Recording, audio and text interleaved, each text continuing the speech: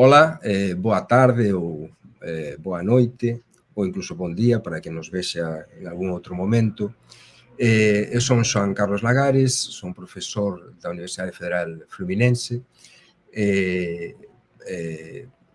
aquí en Niterói, no Río de Xaneiro, no Brasil, e actualmente presidente da Asociación Internacional de Estudos Galegos, e isto é máis unha sesión dos encontros da asociación no noso canal de YouTube, que é unha actividade que vimos facendo desde o ano pasado de forma constante, con certa periodicidade, para manter unha actividade constante da asociación, un lugar de encontro que está aberto tamén a propostas, no, de todos os asociados. Antes de comezarmos, non, a sesión de hoxe, que é sobre o ensino de portugués na Galiza, quería dicer unhas palabras de lembranza e de homenaxe á nosa compañeira María del Mar Paramos Cebei, que era vogal, non, da actual xunta directiva, era a nosa compañeira aquí na asociación, e que nos deixou prematuramente aos 52 anos no día 28 de novembro. Mar era profesora do Departamento de Linguas Estranxeiras e Traducción do Instituto de Letras da Universidade de Brasilia. Era unha das nosas colegas galegas que estaban actuando profesionalmente aquí no Brasil, graduada en Filoloxía Hispánica pola Universidade de Santiago de Compostela, era tamén mestra en Lingüística Aplicada pola UNB e doutora en Literatura e Prácticas Sociais do programa de posgraduación en Literatura da Universidade de Brasilia. Ela actuaba no curso de Letras, Traducción de Español, do cal era coordenadora. En fin, sabemos unha persoa moi activa e moi querida por colegas e alumnos do curso, e era tamén, participaba tamén no programa de posgraduación en estudos de traducción. A súa pesquisa desenvolvíase fundamentalmente en didáctica da traducción, en ensino de lingua española, en traducción pedagóxica, facía tamén traducción literaria, especialmente de teatro, e estaba desenvolvendo últimamente un proxecto sobre estudos de xénero, centrado sobre todo en violencia contra a comunidade trans, e tamén traballaba con interpretación comunitaria. En fin, a súa partida foi realmente moi repentina e inesperada, e por iso, antes de comezar este evento, quería aproveitar o momento para manifestar en nome da asociación a nosa solidariedade á familia, aos amigos e compañeiros máis próximos, que convivían con ela cotidianamente na universidade, e dicer que a súa memoria seguirá viva entre nós. E é iso, nos continuamos con as nosas actividades e hoxe temos o prazer de ter connosco dous profesores galegos que actuaron ou actúan no ensino público secundario na Galiza, e que desenvolveron proxectos extremadamente interesantes e sobre os quais é necesario sempre refletir, de ensino de portugués na Galiza. Ese é o tema do noso encontro.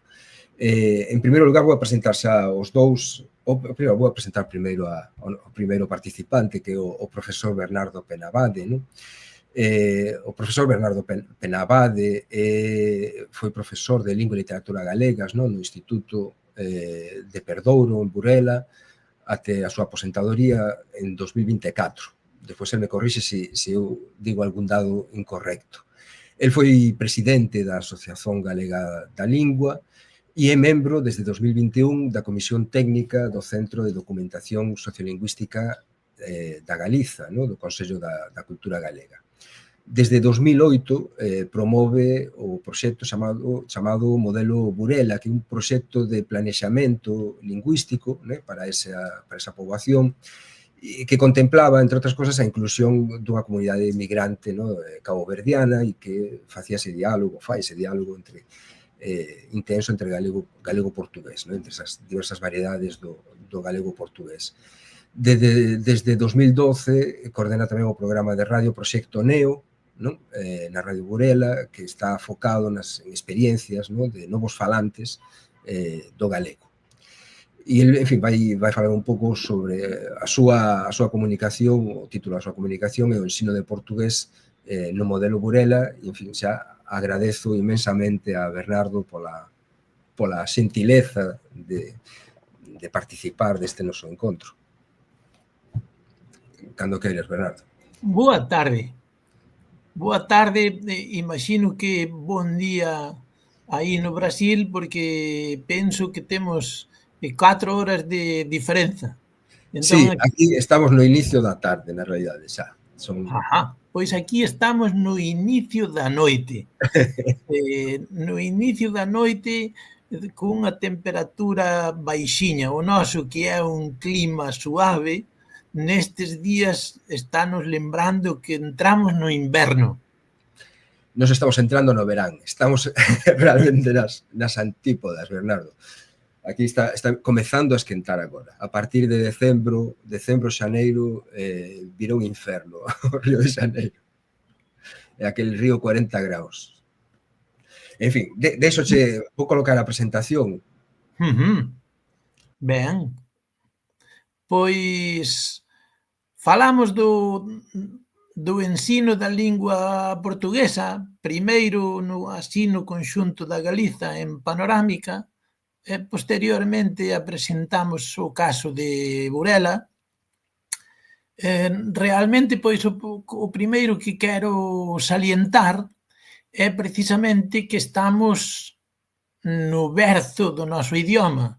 Os topónimos desta parte norte da Galiza do Cantábrico, están en Portugal e están tamén no Brasil. E non é precisamente que fixese unha viaxe a través do Atlántico do Brasil para Portugal e de Portugal para a Galiza, porque ese non foi o primeiro movimento histórico. Ese movimento é do século XXI. Do que estamos falando, a viaxe da lingua, pois ten unha fase 1, que é a de viaxar ao alén mar, ou viaxar á América. Agora, con certeza, pois tamén viaxa á Europa. Mas este de agora, o do século XXI, é unha viaxe de reencontro. Eu o que quero salientar é precisamente a primeira viaxe, a das descobertas. Entón, ben, deben saber os nosos amigos e amigas de Portugal e do Brasil e da África, que iso que aquí no norte da Galiza pois temos pereiras e temos ferreiros e temos ferreira, e que este é o lugar originario de onde saíron, que os Prado, ou os Veiga, ou os Forno, ou os Portela en singular, ou Portelas en plural, e Fonte e Ponte, son originarios da costa galega que confina co mar Cantábrico. Ben, pois, en que momento asumimos que... En que momento pasa isto ao ensino? Pois, como consecuencia da anomalía histórica, chega tarde. Claro que sí. Evidentemente, isto xa debería estar no ensino pois a partir do ano 1500, mais a historia é outra. Houbo algún ensino do portugués na Galiza mesmo durante o período da ditadura, mas foi un ensino excepcional. Na verdade, o ensino regulamentado da lingua portuguesa comezou en Santiago de Compostela, na Universidade de Santiago de Compostela. E dai saímos os futuros docentes. Entón, o proceso, o ensino da lingua portuguesa na Galiza deixou de ser exclusivamente académico e exclusivamente testemunhal no ano 1981, porque nese momento naceu a GAL e os nosos profesores e profesoras, discípulos de Ricardo Carballo Calero, foron os encarregados de preparar ese núcleo inicial de docentes, tanto nas escolas do maxisterio, nas escolas de formación do profesorado de ensino primario, como dos que fomos futuros docentes de lingua e literatura galegas ou de lingua e literatura portuguesa no ensino secundario. Entón, ben, a partir de que se fundou a GAL, o portugués ensinouse na Galiza de maneira oficial e ensinouse con esta perspectiva de unidade da lingua e de diversidade das falas. Isto é, ensinouse como unha das modalidades do noso idioma. Ensinouse como unha modalidade internacional do mesmo idioma nacido na Galiza. Entón, de aí é importante ver gráficamente isto que eu estou comentando a través destes dous mapas.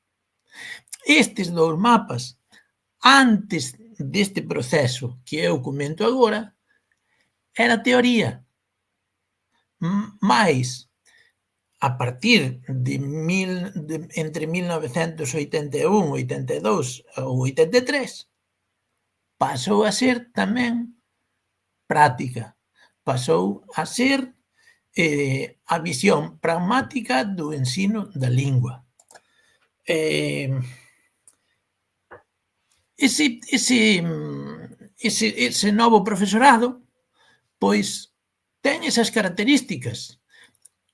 Recibeu na universidade o ensino de lingua, literatura e cultura dos países lusófonos e participou en encontros con representantes do resto dos países do noso idioma común, fixo visitas a Portugal e participou en actividades conxuntas organizadas por persoal da Galiza, de Portugal, do Brasil e mesmo de algúns dos outros países. Nese momento apareceu algo, unha novidade importante, que foron as bibliotecas particulares. A partir dese momento, coa chegada do libro portugués ás librarías da Galiza, estou falando da chegada maciza de un catálogo alargado de libros de editoras portuguesas e de editoras brasileiras e libros dos países africanos, chegaron non só á libraría Couceiro de Santiago de Compostela, senón ás outras librarías do país a través da empresa Alén o Cobrix. Iso significou que todos eses profesionais tivésemos cómodamente os libros nas nosas bibliotecas particulares, máis que o noso alumnado o tivese nas bibliotecas dos centros de ensino e mesmo que os puidesen adquirir nas librarías de referencia das súas áreas xeográficas. En paralelo a esa divulgación dos libros, pois o idioma entrou nas escolas de linguas para un público adulto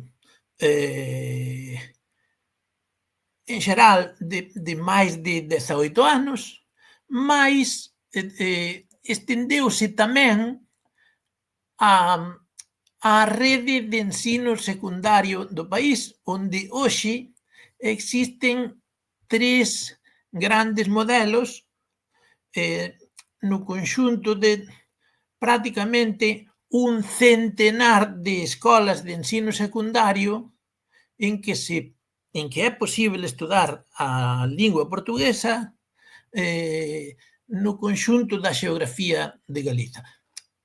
Con certeza máis na Galiza Atlántica, máis na Coruña e en Pontevedra, mas iso non indica que non existan moitas escolas tamén na Galiza do interior, en Lugo e en Ourense. O modelo 1, pois é o ensino para estudantes de entre 12 e 16 anos, o modelo 2 para no nivel após obrigatorio, de entre 16 e 18, e mesmo un modelo 3 que é pois o ciclo completo, que os estudantes entren no ensino da lingua portuguesa con a idade de 12 anos e que estuden a lingua e a literatura e a cultura dos países lusófonos durante 6 anos académicos. Este é o momento en que estamos agora, que se pode estudar nas escolas de linguas e que se pode estudar tamén no sistema de ensino obrigatorio. No modelo Borela participamos dese esplendor da lingua portuguesa no ensino secundario desde o primeiro momento. Non fomos a primeira escola que ofreceu estudos de ensino da lingua portuguesa a estudantes do ensino secundario, mas estivemos na primeira liña. Inmediatamente que foi posible, a nosa escola solicitou esa oferta educativa.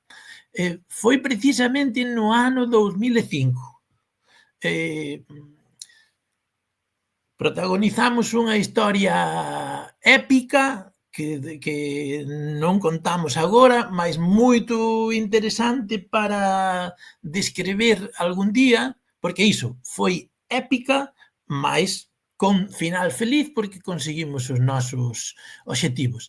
E nós iniciamos ese proceso co que falábamos antes como modelo 2, ofrecer o ensino da lingua e cultura dos países lusófonos a estudantado de entre 16 e 18 anos. Isto é, no inicio dos estudos após obrigatorios. Tras 15 anos de experiencia con ese tipo de ensino, por volta de 2020, iniciamos unha segunda fase en que complementamos esa oferta educativa para o bacharelato cos estudos de cualificación lingüística das escolas de linguas. O noso liceo foi como unha especie de ponte entre as escolas de linguas e máis as escolas de ensino secundario. Isto é, a docencia da lingua portuguesa era realizada na nosa escola e as probas obxectivas para obter un diploma con validez internacional eran ou son realizadas nas escolas de linguas que neste momento están nas cidades máis importantes. A nosa de referencia é a da cidade de Lugo. Ben, aí está unha foto, ese é o Cabo Burela, que é un dos pontos máis ao norte, máis setentrionais da xeografía da Galiza, e aí nesa fotografía observamos diversidade racial, sabemos, titulamos aí como a ponte intercontinental, porque en Burela o ensino da lingua portuguesa non é feito únicamente para persoal nativo da Galiza. Nós temos tamén comunidades lusófonas do Brasil, de Portugal e de Cabo Verde. E algún dese alumnado participa das nosas actividades académicas. Non dunha maneira maciza porque os migrantes lusófonos pois ten un importante complexo de inferioridade e moitas veces rexeitan participar nos estudos de lingua portuguesa, coñecen o idioma, mais non se matriculan para conseguir validade académica para eses coñecimentos que xa teñen. Entón, pois, en fin, estou xa nos últimos minutos e resumo dicendo que nestes últimos 25 anos houbo un incremento enorme nos estudos de lingua e literatura portuguesas na Galiza, que era excepcional, no ano 2005 era excepcional, estaban nas escolas de linguas, mas a mocidade adolescente non podía estudalo, e agora mesmo non está na liña que nós queremos, porque a nosa meta é que estexa na rede completa do ensino público, mas pronto está nunhas 100 escolas da Galiza en que nuns casos con profesorado a tempo parcial e noutros con profesorado a tempo completo e pensamos que nestes próximos anos ese número de alumnado e de profesorado aínda se vai incrementar. En fin, deixo por aquí as miñas palabras e máis tarde falaremos. É o momento de escoitarmos o noso compañeiro Denis e a partir de que el fale intervimos todos. Obrigadísimo. Agora, moito obrigado, Bernardo, pola túa presentación. Despois voltamos todos para conversar. Vou pasar a palabra agora ao compañeiro Denis. Denis Vicente Rodríguez é profesor no Instituto de Acachada en Boiro. El foi leitor de galego na Universidade do Estado do Río de Xaneiro, hai xa uns 10 anos atrás. flamenguista, como se ve, ou se veu coa camisa do Flamengo en homenaxe ao time, que está indo moi ben.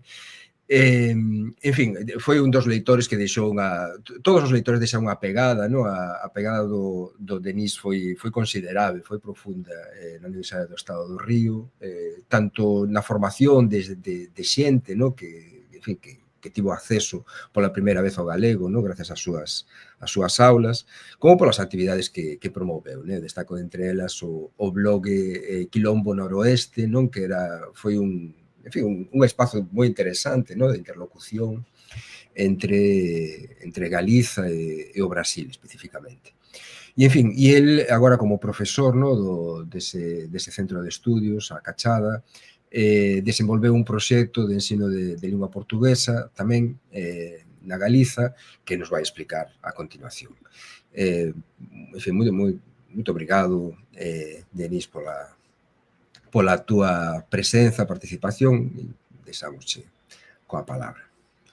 Moi ben, obrigado, Xoán. Non sei se vas colocar a presentación ou falo así sen ela, que prefires?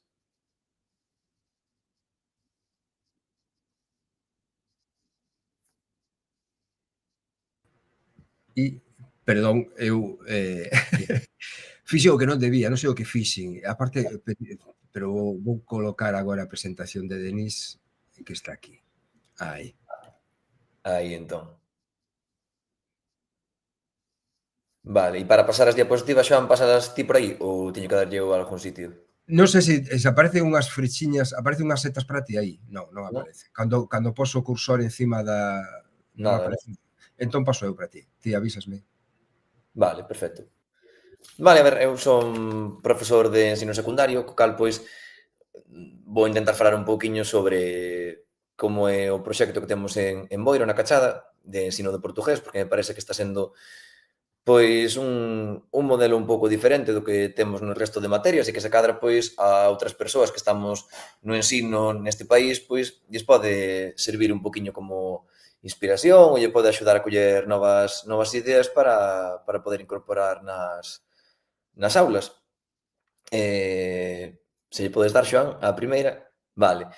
Quería empezar con unha idea, e é que o portugués está á nosa volta, e que en realidade para moitas de nós, e para moitos de nós, aínda que estea á nosa volta, non o estamos a ver ata que unha persoa prende ese misto e nos abre a un novo universo. Eu creo que o profesorado temos unha responsabilidade con este ensino do portugués, porque sabemos que, tal e como explicaba tamén antes Bernardo Penabade, pois non hai moita vontade, non houve históricamente moita vontade política por parte do noso goberno de incorporar o portugués dentro do ensino, e, polo tanto, recae moitas veces no voluntarismo do profesorado que se imparta esta materia e que prenda, polo tanto, misto e abramos un universo ao alumnado que ten pechado pois, por falta de vontade política, e moitas veces tamén non só falta de vontade política, creo que tamén históricamente hubo moitos preconceitos vinculados a Portugal, como un país máis atrasado, como un país máis pobre, que eu creo que, felizmente, nas novas xeracións, pois vai rachando. Eu estou aprendendo moito da cultura lusófona a través do meu alumnado, que está masivamente nas redes sociais, e por exemplo, eu coñezo un montón de cancións do mundo do funk, por exemplo, a través deles, que non o traen ás aulas, coñecín unha chea de cancións nos últimos anos.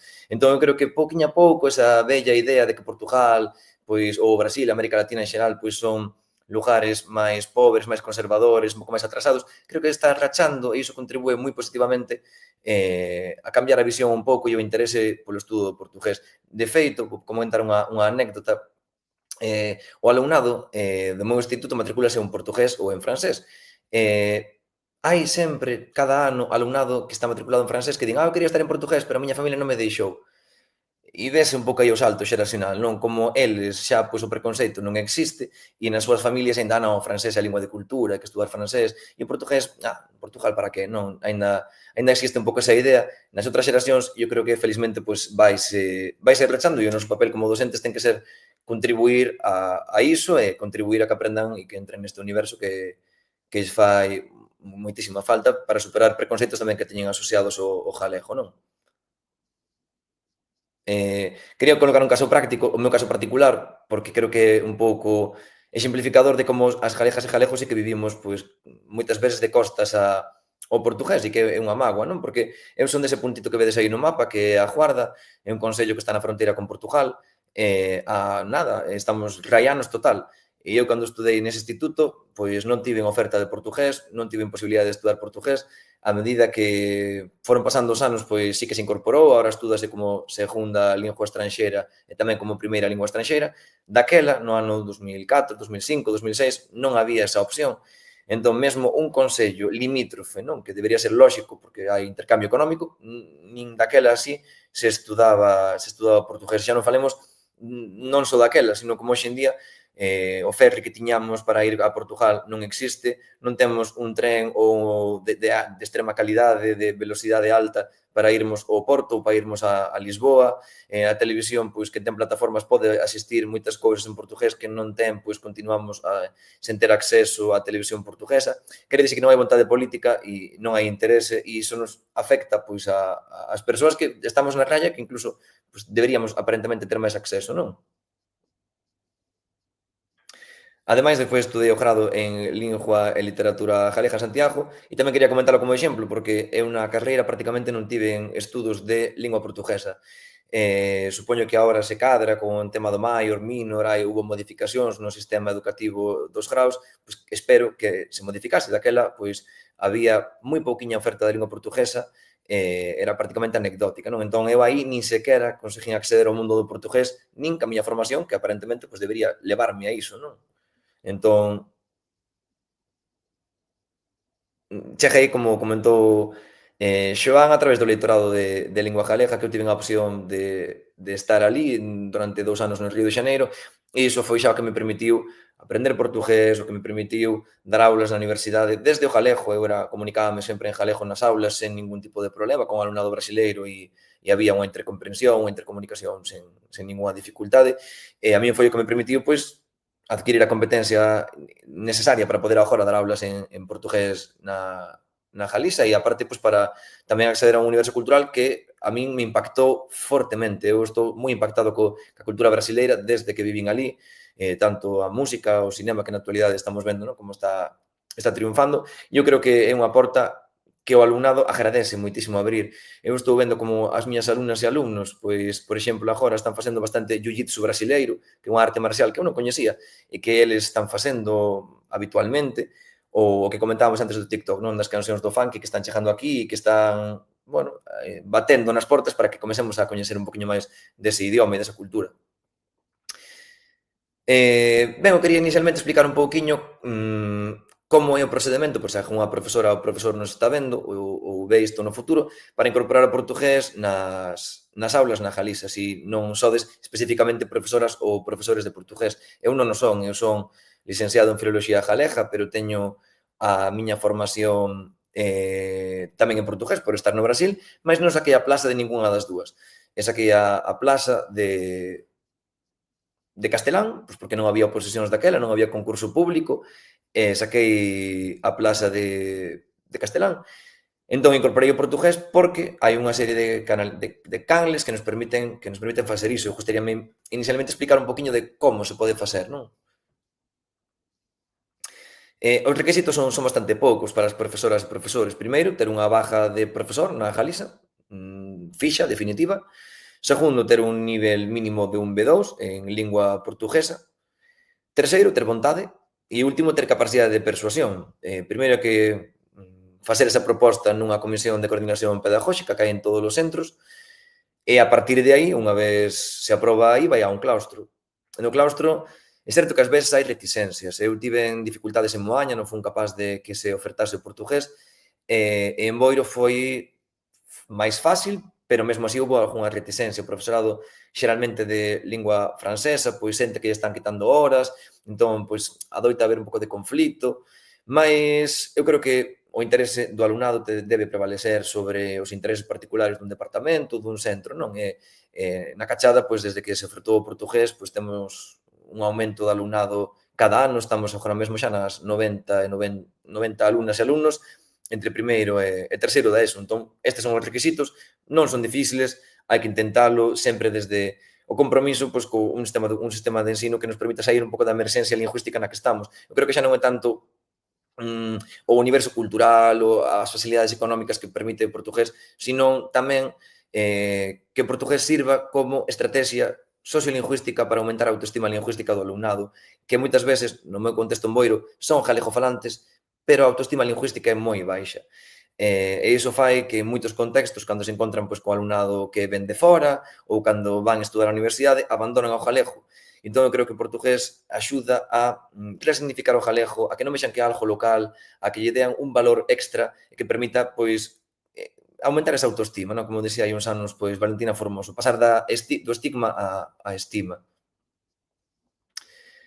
E agora, pois, quería explicar un pouquiño, pois, como facemos nos na cachada, como ensinamos portugués. Intentamos que sexa unha materia diferente. O noso alumnado, e o alumnado en xeral de todo o sistema educativo galego, pasa moitísimas horas sentado nas aulas. Están 6 horas, 5 días por semana, teñen 12 ou 13 materias, teñen unha chea de exames, o nivel de estrés é alto, o nivel de competitividade é alto tamén. E entón eu creo que o portugués non debe ser só unha disciplina útil desde o punto de vista do estudo do portugués, senón tamén debe fornecerlles un modelo educativo diferente, debe ser unha xanela de aire un pouco dentro dese sistema, non? Entón, nos a cachada intentamos crear un pouco isto, que non sintan que o portugués é outra cousa, que van a esa aula e que non están facendo o mesmo que fan no resto, que sintan que é máis vivir o idioma do que estudar especificamente o idioma. Intentámoslo a través pois, da creación dunha marca que ten este logo que vedes aquí, que traballamos moito interdisciplinarmente con educación plástica, con tecnoloxía. Creamos este logo hai, penso que 2 ou 3 anos, e o que nos permite pois, un pouco concentrar todo este proxecto de innovación educativa a través pois, eso, das diferentes materias e a través pois, deste proxecto un pouco máis global chamado pois, Portugalízate. Que facemos para rachar con este modelo máis tradicional? Primeiro, que non temos exames. Tivemos algunha polémica con isto, sempre hai familias que consideran, ou incluso compañeras ou compañeros que consideran que se non hai exames non hai aprendizaxe. E nos pois, tomamos esa decisión desde o inicio, non temos exames nin en lingua portuguesa, non temos manual de referencia en lingua portuguesa, o alumnado non ten ningún libro de texto. A avaliación non é importante, situámola absolutamente na periferia do ensino, e o que importa é a práctica. Interésanos que, un pouco como dicía Paulo Freire, non? Que o sistema educativo, o ensino, a educación, sexa un espacio para crear lazos de amizade, que sexa un lugar onde sentir que temos un espacio para poder comunicarnos, para poder falar, para poder intercambiar ideas, e non un lugar onde temos que ir a competir e sacar máis nota que o compañeiro, ter mellor nota para entrar en tal cousa. Pensamos que o portugués ten que estar noutro nivel, que debe ser un exemplo diferente do que se pode facer nas aulas, non? Entón, bueno, vou intentar comentar así algún exemplo de como facemos nós, sen exames, sen manual, dándolle menos importancia á avaliación. Nos utilizamos un modelo inmersivo. Eu non estudei portugués de forma teórica até que tiven que sacar o C2 hai uns anos, e pouquiño, en realidade, aprendín sempre a través da inmersión lingüística. Entón, é certo que non é fácil crear un modelo inmersivo con 2 horas por semana que temos en primeiro e segundo da ESO, ou 3 que temos en terceiro e cuarto. Pero eu penso que hai que fomentar crealo da forma que se poida, non? Entón, inicialmente, pois nas aulas, obviamente, falamos sempre en portugués, tanto eu como o alumnado, que desde primeiro da ESO, o primeiro día, empezan a transitar desde o seu galego. É certo que nós temos unha porcentaxe moi alta de galegofalantes, non? Máis do 50% en todas as aulas, en todos os grupos, incluso algún grupo temos entre o 75 e 80% de galegofalantes, e iso pois, axuda inmensamente na aprendizaxe do portugués.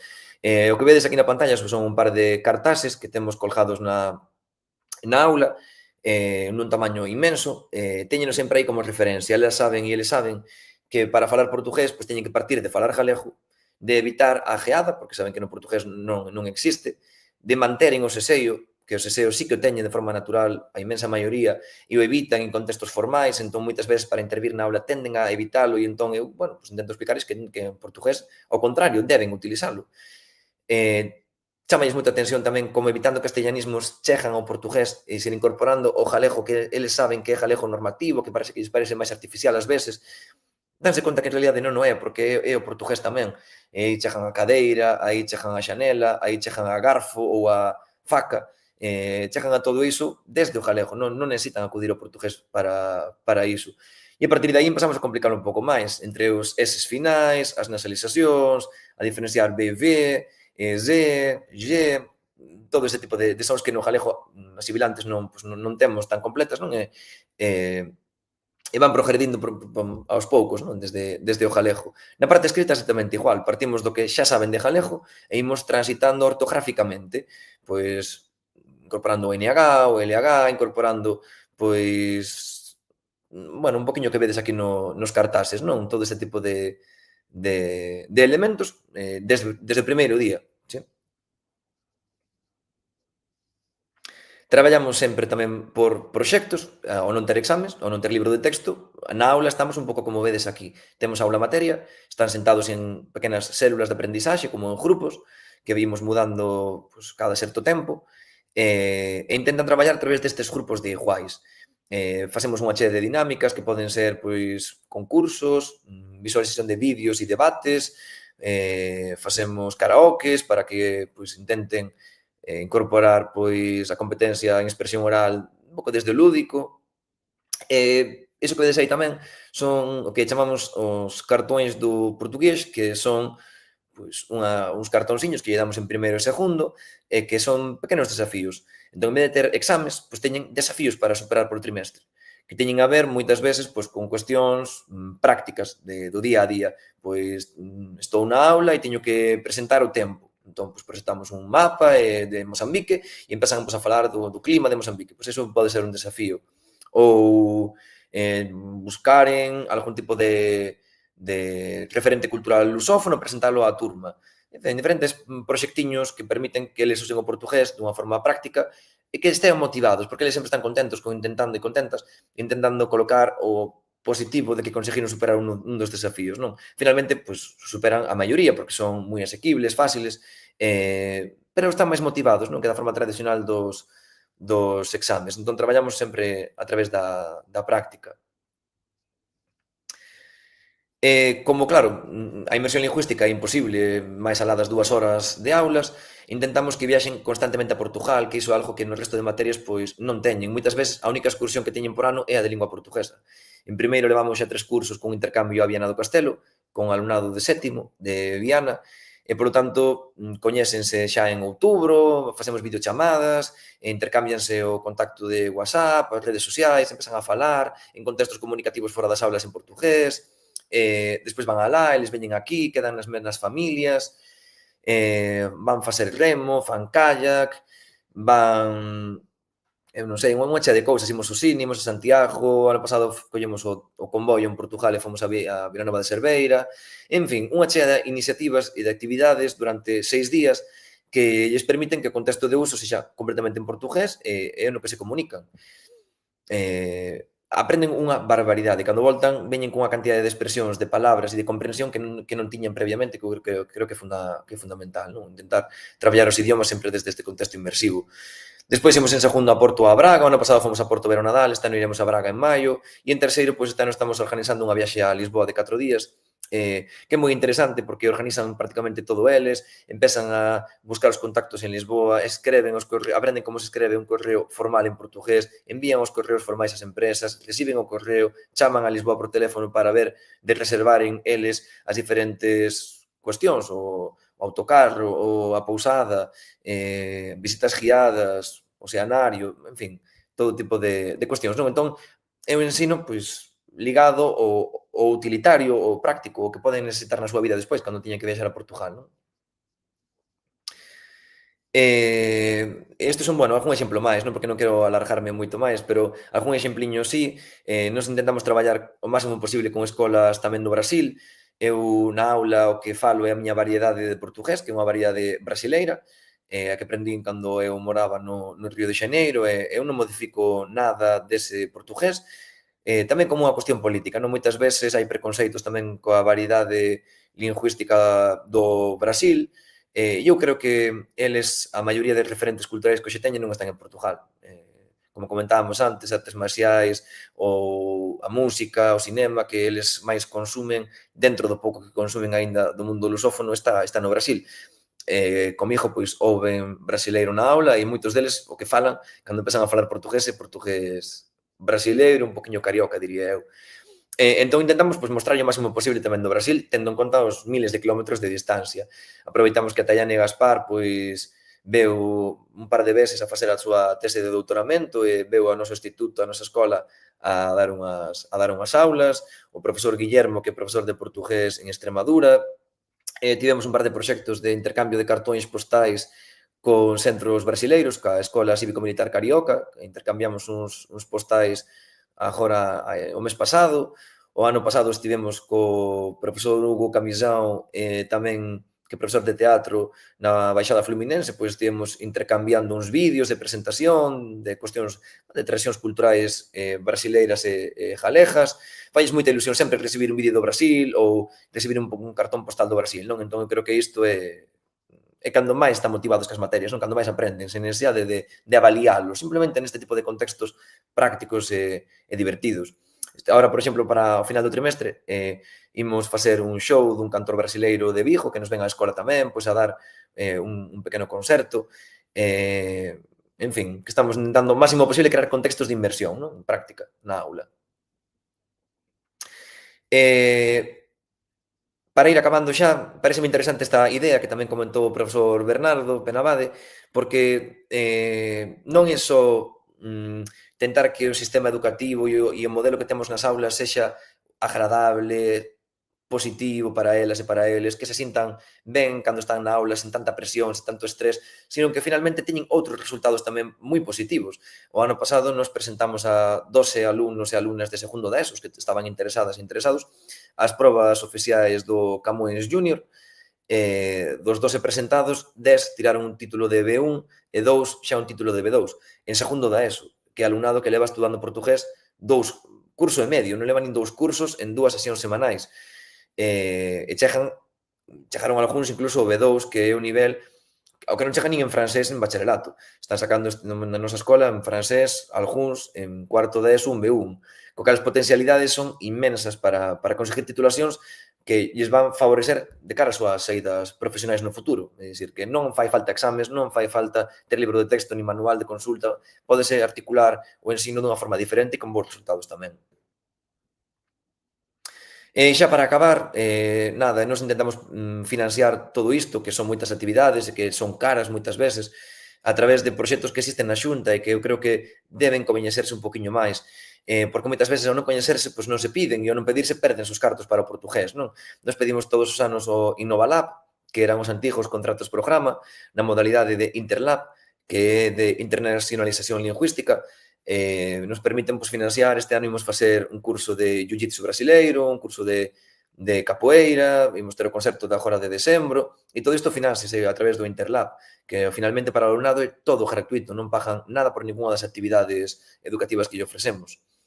Este ano tivemos tamén sorte porque pedimos o Edu Exchange, nos foi concedido, e nos permite elevar o alumnado de primeiro e algún alumnado de segundo ás familias do intercambio en Portugal de forma completamente gratuita. Entón, tanto o autocarro como todas as actividades que se van facer, que son unha chea delas, van ser completamente gratuitas para o alumnado. O cal agradecen un montón, non? Porque moitos dos nosos alumnos ou alumnas pois, económicamente non poderían financiar marchar 4 días pois, a Portugal e pagar todas as actividades que se fan.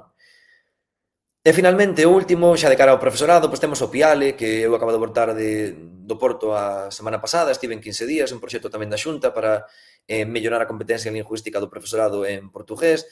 Interesante para o profesorado, tanto para quen está iniciando o portugués e non ten pois, demasiada confianza, como para que xa leva tempo, porque en realidade permite pois, establecer contactos no Porto con outras escolas para despois servir de ponte para o noso alumnado daqui tamén. É un proxecto que podía estar mellor organizado, podías aproveitar moito máis é mellor iso do que nada, non? Co cal tamén recomendo a todo o profesorado que que empece a dar portugués, que aproveite a oportunidade, porque na Xunta ven reducindo nos últimos anos os PIALE, precisamente porque pouco profesorado de lingua portuguesa o está a solicitar. Entón, que todo o mundo se anime, porque vale a pena, sempre se aprende bastante, e iso son recursos que temos que se non aproveitamos ímonos perder, non? Así que, nada máis, obrigado, espero que non fose demasiado rápido, teño tendencia a falar un pouco rápido, que se entendese un poquinho o proxecto e que poida ser útil para que nos estea a ver. Foi perfeito, Denis, moito obrigado pola Obrigado. tua presentación. Creo que conseguimos entender moi ben como funciona, né, o proxecto. E, en fin, agora temos un tempo para conversa, sen as persoas que nos están vendo ao vivo poden facer preguntas polo chat se queren, senón nos conversamos. Tal vez vos teñades até o que conversar. Temos dúas xeracións de profesores aquí interesados no ensino de portugués, no? Que a partir das súas circunstancias, né, cos seus recursos conseguiron implementar proxectos interesantes, no, de ensino de portugués. Eu teño algunhas cuestións para comezar.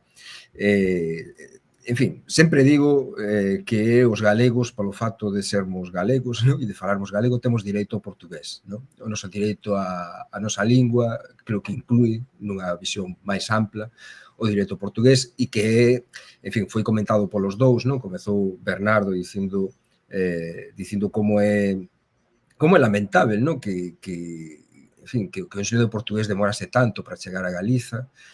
E máis aínda, en fin, no momento en que se constitúen xa políticas lingüísticas específicas para o galego, que non se contemple o portugués, non? Dígase contemplar mesmo que fose só por unha cuestión de proximidade xeográfica, mesmo que fose só por iso, non?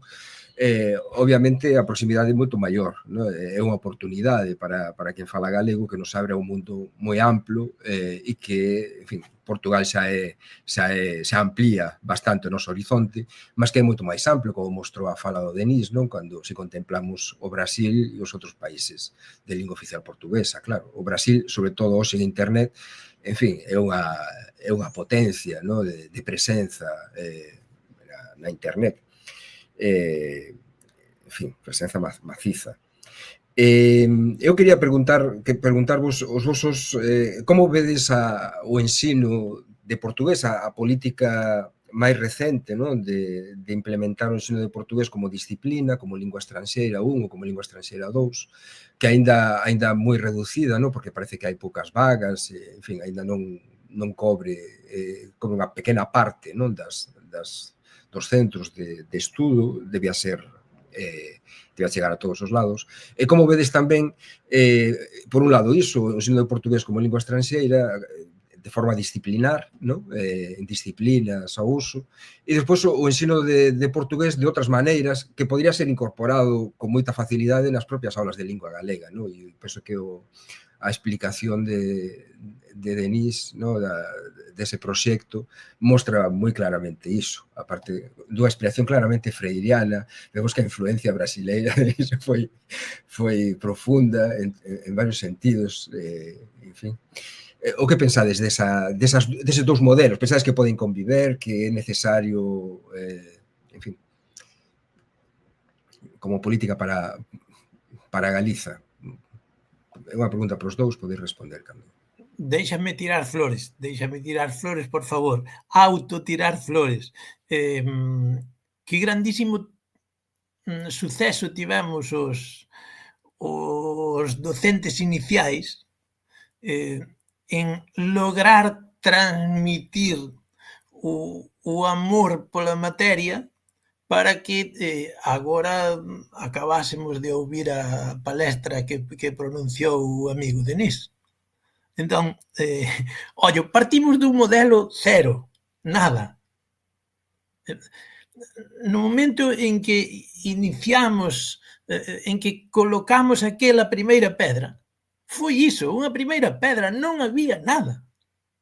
Agora mesmo está, non sei exactamente se son 95 escolas, 105, 110.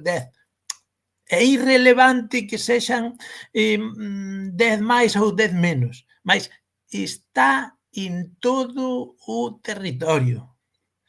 Pode estar no resto da rede educativa se temos capacidade de persuasión, como acaba de colocar Denís. Existen reticencias? Sí, mas esas reticencias agora son menos. E son menos porque existen os modelos noutros centros próximos. Agora, nunha localidade galega, esa localidade galega non é unha illa. Ten un modelo noutra localidade que está a menos de 20 kilómetros, en que sí xa é posible estudar lingua portuguesa dentro do sistema. Isto é o máximo? Non. Evidentemente, eu creo que a lingua e a literatura dos países lusófonos debe estar tamén dentro do currículo da lingua nacional. Quer dizer, todo o alumnado dentro da materia de lingua e literatura galega debe ter as modalidades lusófonas como en castellano están as variedades de América Latina. A ver, non estamos exixindo nada que non exista xa no sistema para outros idiomas. Mais iso non choca con que non estexa ben que exista esa materia opcional, que eu non lle chamaría lingua estranxeira, mas, en fin, que exista esa materia co título que for. Entón, pois, francamente, son optimista, mas optimista con causa e con raciocinio. Se a min, 25 anos atrás, me presentasen unha folla con un compromiso político de esta oferta educativa que temos agora mesmo, asinaría sen dúbida. Francamente, é verdade que as metas do ano 2000, pois, lóxicamente, son un pouco raquíticas para 2025. Mas, retomo, para terminar, o inicio. Denís, parabéns. Ao ouvir as túas palabras, para min son un estímulo, constatan que fixemos ben o noso traballo no seu momento. É que se non houvese ese traballo non habería nada, porque se fose pola Xunta nunca se iniciaría ningún proceso, non se setaría o ensino do portugués se non fose por sempre pola sociedade civil que se involucra co ensino e que promove iniciativas deste tipo. Pola Xunta xa o estamos a ver ainda respondendo tamén á pregunta. Non hai unha planificación lingüística de incorporación do portugués como segunda lingua estranxeira, co francés en todos os centros de ensino, que é o que debería ser no mínimo, non? No mínimo.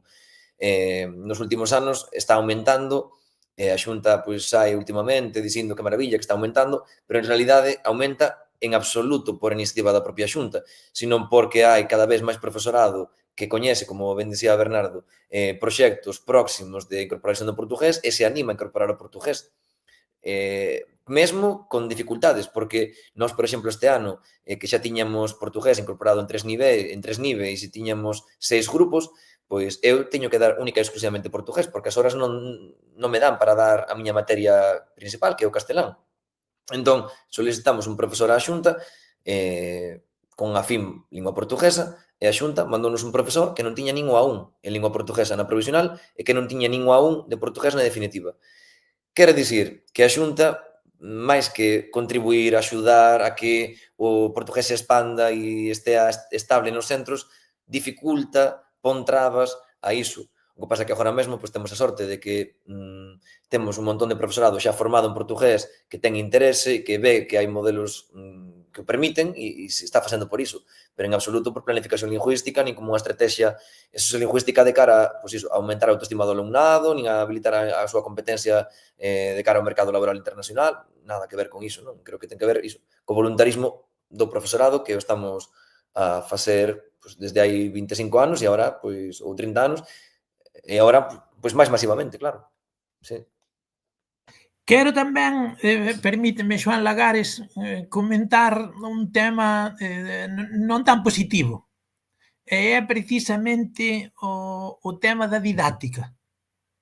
O profesor Denis falounos dese modelo didáctico inmersivo, e infelizmente ese modelo didáctico inmersivo é aquel no que eu creo, é aquel que conseguiu que a lingua portuguesa saíse de cero a estar en todo o territorio, mais precisamente no momento en que conseguiu estenderse a todo o territorio, hoxe perigosamente, quero chamar a atención a que hoxe perigosamente existe máis profesorado do que quixéramos que non practica ese modelo pedagóxico inmersivo.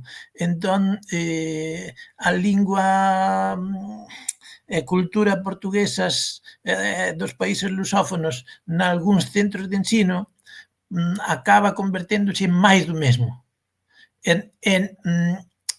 E non consegue permeabilidade, non consegue os obxectivos, precisamente por qué? Por unha pedagogía, por usar a mesma pedagogía que se usa noutras materias que son obrigatorias e que nas que é necesario tragar a didáctica mesmo que sexa unha didáctica que provoque rexeición. No noso caso, esas didácticas o que conseguen é ter menos alumnado. Entón, conseguimos moito precisamente grazas a ese modelo didáctico aglutinante, mais agora, como se estendeu, tamén existen prácticas que eu considero improcedentes. Eu concordo totalmente co que dis, porque realmente creo que ese ven sendo un problema, un problema histórico no ensino de linguas que afecta moi especialmente, claro, o ensino dunha lingua minorizada, como é o galego, ese modelo baseado en gramática, basicamente, un modelo ultra tradicional de gramática traducción. E cando a realidade lingüística xa mudou para todo o mundo, non? Como dicía Denis, hoxe a xente máis nova ten un acceso directo ao mundo de lingua portuguesa a través de internet. En fin, pode escoitar música, vídeos no TikTok. É moi fácil, a inmersión é fácil e posible como non foi nunca antes na historia, non? E é un absurdo desaproveitar iso no caso dos galegos, daqueles que xa teñen unha competencia en galego e poden aumentar esa competencia dialogando coa diversidade lingüística do portugués. Sí, pero, verdade, querías falar. O micrófono. Déixame un momentiño facer de xornalista afeizoado unha vez que temos aquí o Denis. Eu quería preguntarlle que idade tiña, quen era o Denis cando se situou no Río de Xaneiro? Era ben noviño. Eu creo que cheguei ali con 23. Estive con 23 anos. E canto tempo estiveche no Río? Un par de anos. E xa eras un galego falante e galego pensante desde a infancia ou recuperacheo máis tarde? Claro, recupereino cando fun para a universidade. Si, na miña casa pois, como case todas as casas do país, moita diglosia, co cal ouvía o galego, non o falaba, incorporei no que xa cando fui para a universidade, na Coruña, e en Santiago. E despois no Brasil, obvio, xa cheguei como galego falante de varios anos atrás, pero sin estudar previamente o portugués, que para min foi maravilloso, porque ao final aprendí dunha forma inmersiva unha variedade lingüística preciosa como é o portugués carioca, e ata hoxe, claro. Ben, Ainda me pasa que é unha cosa moi extraña. Cada vez que vou a Portugal, pregúntame de onde son. Non, aínda pasou, agora cando estiven de Piale no Porto, non identifican, din, pero esta persoa de onde é? Porque falan portugués brasileiro, pero non é brasileiro completamente. Pero tampouco é de Portugal. Entón, en fin, teño un idiolecto moi particular do meu portugués, a verdad, sí. e quen era o alumnado, quen foi o teu primeiro alumnado no Río de Xaneiro? Cual era ese perfil? Había un pouco de todo. Eu, a verdade é que non tiña nin idea que tipo de perfil de alumnado escolle lingua galega ou introducción á cultura galega no Río. Había perfis de persoas, por exemplo, que lles cadraba ben o horario nesa hora e vían a galego porque lle cadraba ben esa horiña. Outra xente que tiña estudos de literatura medieval. Moita xente entrou a través da literatura medieval na Facultade de Letras. Tiñamos ali unha profesora, a Amparo Maleval, que era pois especialista en literatura medieval e accedían pois un pouco a través dela. Só que despois non sabían todo o que se iban a encontrar. Para eles a literatura galega ou o galego era as cantigas medievais, non? Santa María ou os de Amigo, os que foren. Non había outra cousa máis alá diso. E despois tamén había, pois, algún, aínda que era anecdótico, familiares de familia galega, desde netos ou fillos, e así tiven algún caso tamén. Sí. Había unha super diversidade, incluso de xente de 18 anos, a xente tiven alumnas de 60 anos. Entón había de todo, absolutamente de todo.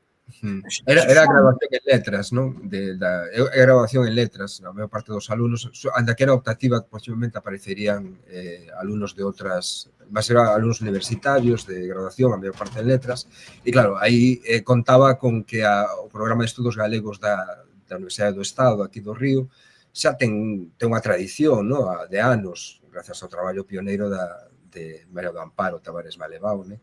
Entonces xa era coñecido, non? Xa era, en fin, é unha opción coñecida e recoñecida xa na universidade, non? Como unha optativa. Xoán, e como foi a acollida, a túa acollida entre a equipa docente? Na altura en que comezache aí no Río, non había unha certa extrañeza entre a equipa docente? Non, a verdade é que eu podo... Penaba de estarnos entrevistando agora. Mas, no meu caso, a acollida foi moi boa no Brasil desde o inicio. Espectacularmente boa. A acollida sen ningún preconceito e con moita curiosidade en relación ao galego, non? Sempre no Brasil, realmente. Eu ia preguntarvos a te sobre a cuestión da autoestima, que saiu nas falas dos dous, non? A cuestión da autoestima lingüística en relación ao galego-portugués.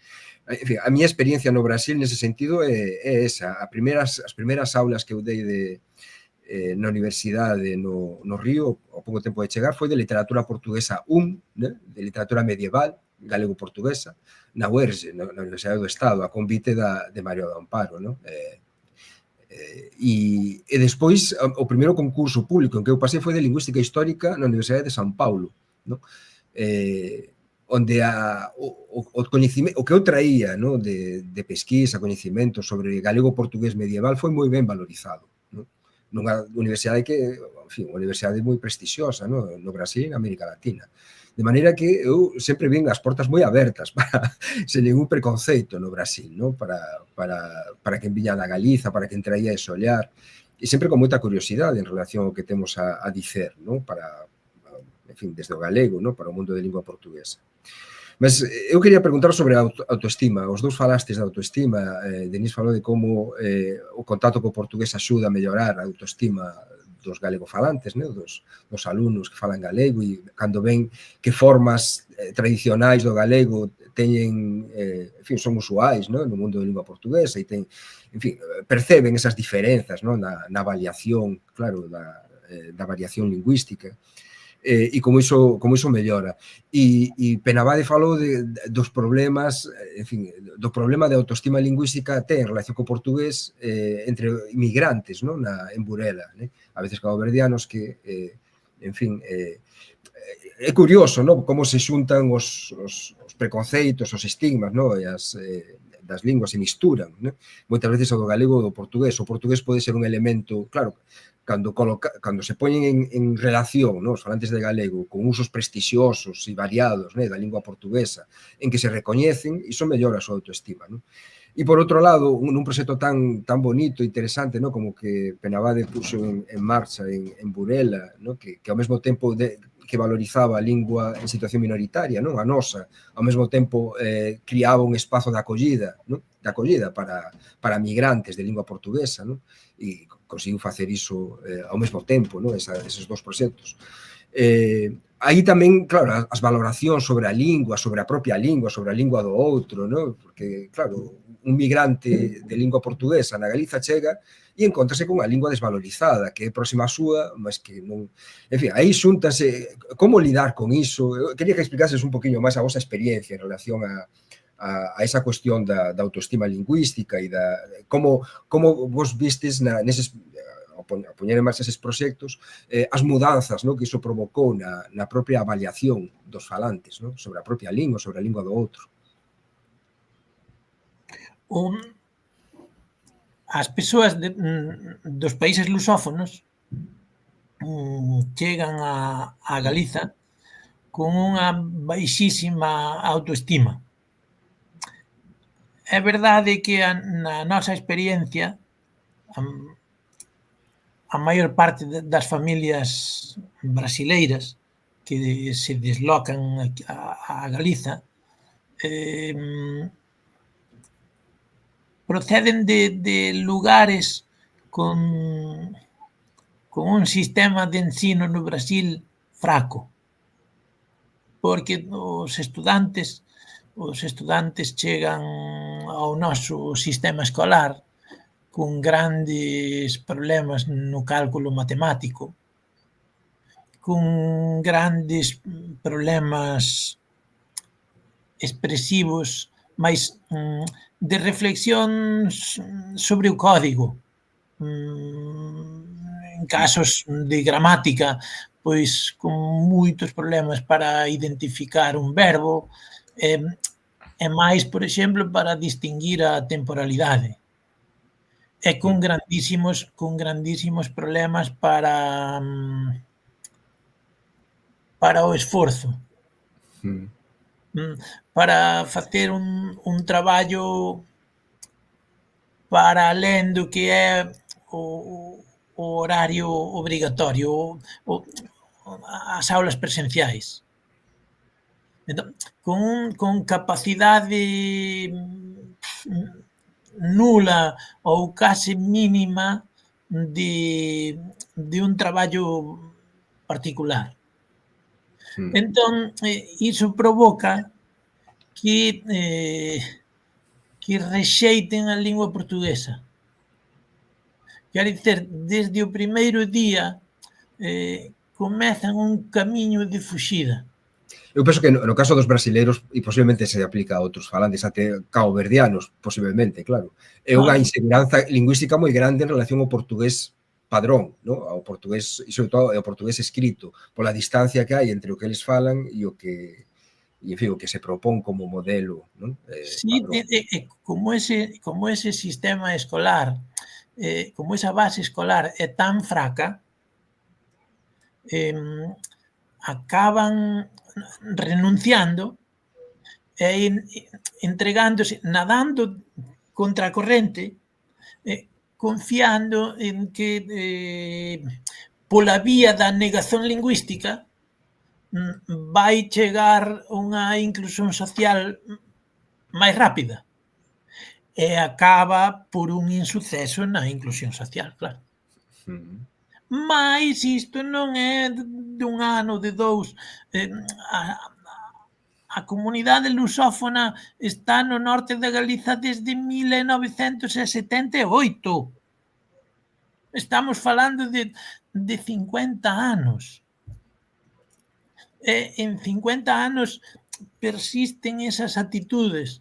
Eu agora traballo con dunha perspectiva de amadora con persoas adultas. Agora traballo con migrantes, moitos deles dos países lusófonos, e os seus fillos padecen. Padecen por qué? Porque consideran desnecesario que os seus pais e máis asistan a aulas de algo que os vincula co seu país de orixe, porque eles queren cortar con iso. Claro. Esa é, estamos comentando a realidade do día a día. A ver, lóxicamente, se os nosos alumnos fosen procedesen de familias que traballan nas embaixadas, que traballan en grandes en órganos directivos de empresas, obviamente terían outras actitudes, mas o noso estudantado son das clases populares, de persoal non cualificado, en moitos casos os seus pais e máis, no caso de Cabo Verde, por exemplo, non están alfabetizados. Entón, os fillos pois ten esa grande crise na autoestima que os leva a negarse en grau máximo. No, debe falar caboverdiano, en portugués. Non. Caboverdiano, sí, mas caboverdiano na intimidade. O caboverdiano vai ficando confinado na intimidade porque, pronto, non é o que eles queren ser. Que non alcanzan a ser. Sí. Levamos de 50 anos de insuceso. Claro, a miña experiencia é un pouco diferente. Eu tampouco tive moito alumnado lusófono nas miñas aulas de portugués, pero sí que tive un caso e me chama a atención esta percepción, porque eu, claro que entendo que pois veñen de clases populares, veñen con autoestima, en moitos casos, xa non lingüística, sino unha autoestima eles mesmos, non? Moi baixa por causa dunha experiencia vital moitas veces super negativa, vinculada pois, a pobreza, ás veces a violencia ou a contextos claramente pues, moi desfavorecidos.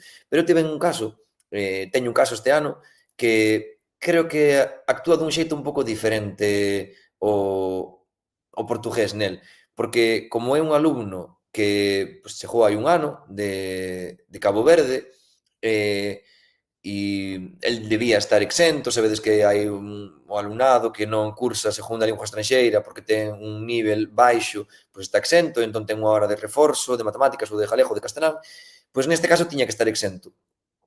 Conseguimos convencer un pouco ao profesorado de que lle permitise ir a portugués como estrategia en realidade para aumentar a súa autoestima, porque como tiña tan pouca autoestima, porque suspendía tropecentas asignaturas, porque viña pois, do que explicaba precisamente Bernardo, que viña dun sistema educativo pois, unha calidade moi baixa.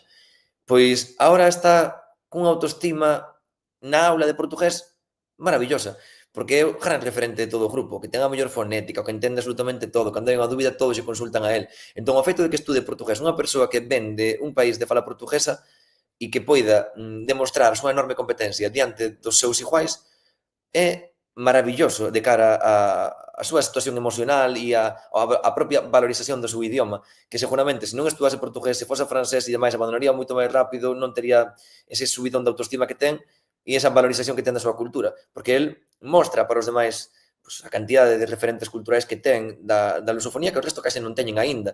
Entón, é unha maravilla a nivel de autoestima. E despois, sí que me parece interesante que aí xa, Xoán, hai que tender a man cara as persoas que estades na universidade, traballando en sociolingüística, nun nivel altísimo, como estades vos, que se cadra sí que estaría ben, ou sería interesante, estudar canto o portugués influe no alumnado que está no ensino secundario ou no bacharelato estudando o idioma portugués e que non o está estudando, na súa autoestima lingüística. É dicir, contribúe, hai un xeito de identificar ideoloxías lingüísticas que permitan ver que a súa autoestima mellorou, que hai máis garantías de que poidan manter o seu idioma en novos contextos no futuro, cando van á universidade, cando se enfronten a un novo traballo, etcétera, en comparación con persoas que non estudaron portugués e que, polo tanto, non teñen unha visión internacional do idioma e que non teñen competencia para poder comunicarse ben en países lusófonos desde o galego. Iso se cadra habería que estudalo desde unha perspectiva académica tamén, non máis alá da intuición, pareceme que sí, parece que non, senón sistemáticamente, non sistematizalo outra vez, pois, de estudos académicos na universidade. Non sei se existe algo diso, eu non o coñezo, non sei se hai proxectos da GAL tamén que teñan reparado un pouco neste elemento ou non. Tampouco coñezo, pero sería moi interesante e iso é algo que, en fin, profesores pesquisadores como a ti poden facer moi ben no seu propio lugar de traballo, en fin, con incluído nunha estructura despois de pesquisa universitaria ou non, pero, en fin, eu penso que sería ben interesante, sí. Penso que até mesmo para formular, no, tentar formular políticas que sexan máis eficientes. Claro, ese tipo de pesquisa, no, da realidade que contemple tanto as prácticas como as representacións das persoas contempladas, no, das persoas que participan, neste caso dos alumnos. Iso sería fundamental. Ese tipo de pesquisa tamén podría ser, debería facer parte dunha política lingüística, no? Galega, claro, institucional. Mas, en fin, como vos mostrades, no? Como estades mostrando, depende moito aínda da iniciativa e do coñecimento de quen está ali en sala, na aula, non? Traballando directamente. En fin, non sei se queredes, xa levamos 1h20, creo que nos pasamos un pouquiño do tempo, pero se queredes facer algún comentario final, eu agradezovos enormemente, novamente, non, pola participación, foi extremamente interesante. En fin, espero este vídeo vai ficar aquí a disposición para que calquera poda consultalo, no? Imos criando de alguma maneira un acervo de reflexión que fique aí a disposición de quen tiver interese.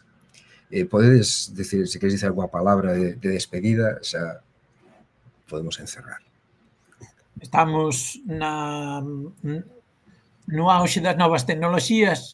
Hoxe é posível leccionar do Brasil para a Galiza, é posível leccionar da Galiza para o Brasil, por tanto, eu aproveito esta oportunidade para dicer á comunidade que continuo ao seu servizo e que cualquier escola do ámbito lusófono que quixer contar coa nosa colaboración só ten que contactar.